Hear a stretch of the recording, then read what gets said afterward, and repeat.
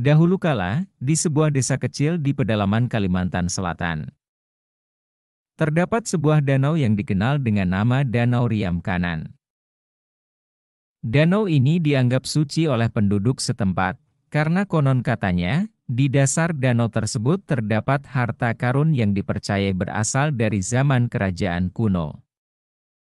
Menurut cerita yang beredar di kalangan masyarakat, Danau Riam Kanan dipercaya sebagai tempat peristirahatan para dewa-dewi yang menjaga kelestarian alam di sekitarnya.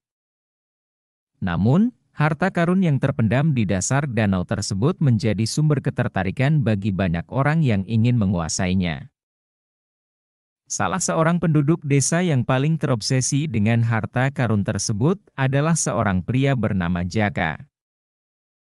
Jaka adalah seorang pemuda yang penuh ambisi dan keinginan untuk menjadi kaya. Dia percaya bahwa jika dia bisa menemukan harta karun di Danau Riam Kanan, kehidupannya akan berubah secara drastis.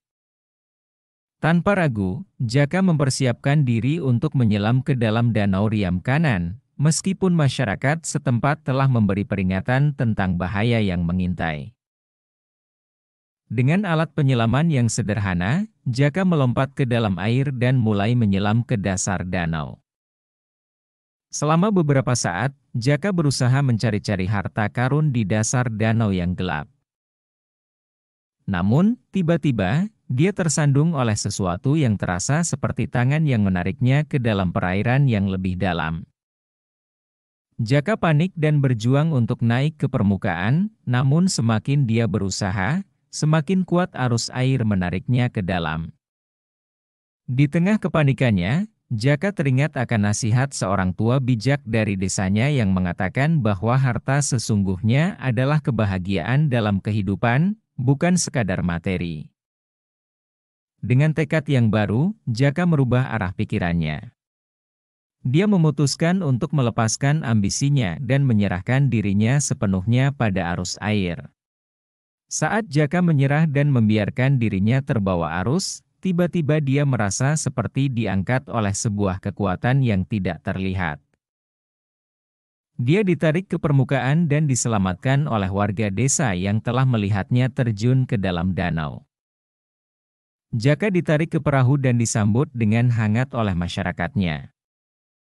Pengalaman yang hampir merenggut nyawanya membuat Jaka sadar akan nilai-nilai yang sebenarnya dalam hidup. Dia menyadari bahwa kebahagiaan sejati bukanlah diperoleh dari harta benda semata, melainkan dari hubungan yang baik dengan sesama, keluarga, dan keberanian untuk menghargai kehidupan itu sendiri. Sejak saat itu, Jaka menjadi contoh bagi masyarakat desa tentang pentingnya menjaga nilai-nilai kehidupan yang sejati. Danau Riam Kanan pun menjadi tempat suci yang lebih dihargai, di mana penduduk setempat datang untuk berdoa dan merenungkan arti kehidupan yang sesungguhnya, sambil menghormati kekuatan alam yang lebih besar dari diri mereka sendiri.